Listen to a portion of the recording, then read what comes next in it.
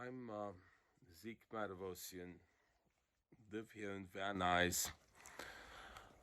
Today is Wednesday, February 16th, 3:11 a.m. And the reason I'm awake at this time making a video is because of a scammer who's here doing surreptitious activity, some of it possibly criminal, usually around this time, that I need to keep an eye on, you see, because I'm worried. And then I had to have restraining order against her, but the police, she has gained the police cooperation. This is her method, is to form relationship with the individuals in the police department. So I think in the beginning of last year or end of the previous year, 2020, there was a police officer here that she formed a relationship with. And then I have video of that same police officer bending over backwards to help. They all do.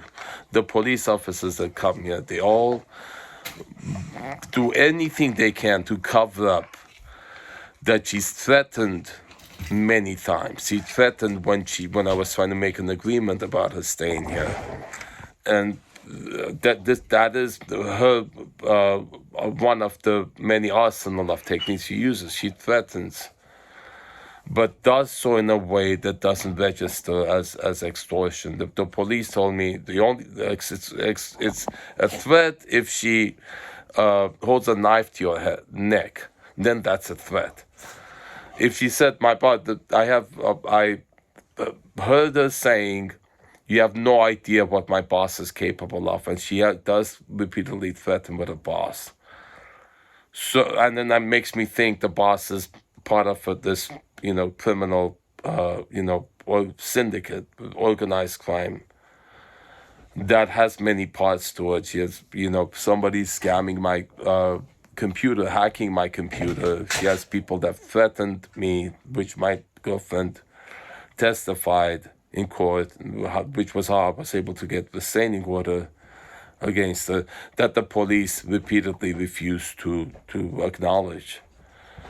Repeatedly they denied its validity. Repeatedly they denied its existence. Repeatedly I filed it, getting confirmation that it's valid. But then again, and they at June 14th or 13th was the night that our dog died, because they were refusing to enforce it.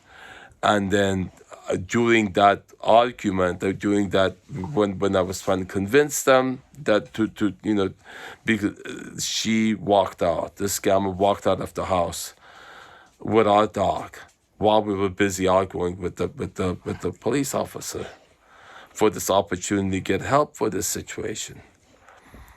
And later on, the supervisor came and acknowledged that it was a mistake, that the help wasn't given to us, but that the restraining order was valid. And then still she's here, you see. And when we talk about that to the officers that come, we go to the police station, they say, well, that didn't happen today. We can only do something about something that happened today. And repeatedly, her dog has ran to me when I go outside in the front yard, and they said, well, you shouldn't be there because you have restraining order against her. You shouldn't be there. So I'm scared to go out in my front yard, because also not only is her dog often come out of the window in the front yard when I want to go out there, she herself has told the dog in front of my girlfriend, go get him, while I have this restraining order against her. I need people to know. And then I've had that repeated over and over again, humiliation, that the police come and scold me and while they're being nice to her, like I'm the perpetrator. And this is a method playing victim when she's actually the perpetrator, you see. Now, I need to tell you, this situation, to me, expresses a lot about the society we live in. It shows me all the flaws in the criminal justice system, using punishment to deal with crimes that have to do with sex work and drug addiction, the crimes that are perpetrated by people who themselves are victims, have been born into families that are dysfunctional, that have crime in them, that have drug abuse. These people should not be punished. So because punishing them further traumatizes them and turns them into what we have here. Okay?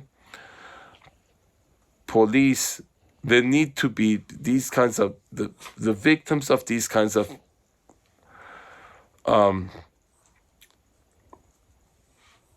circumstances need to be helped with social workers, therapists, psychiatrists, psychologists, not by police. Police, only thing they do is put handcuffs on somebody if it's a threat of criminal nature.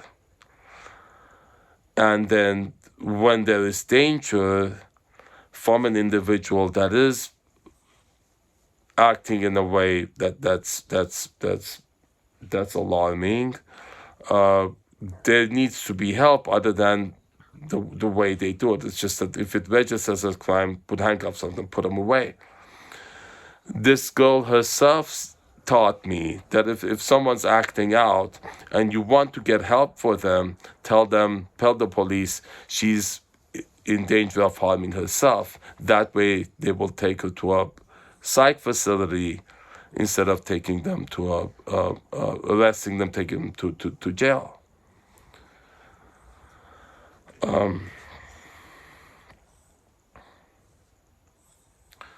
Need to take a rest.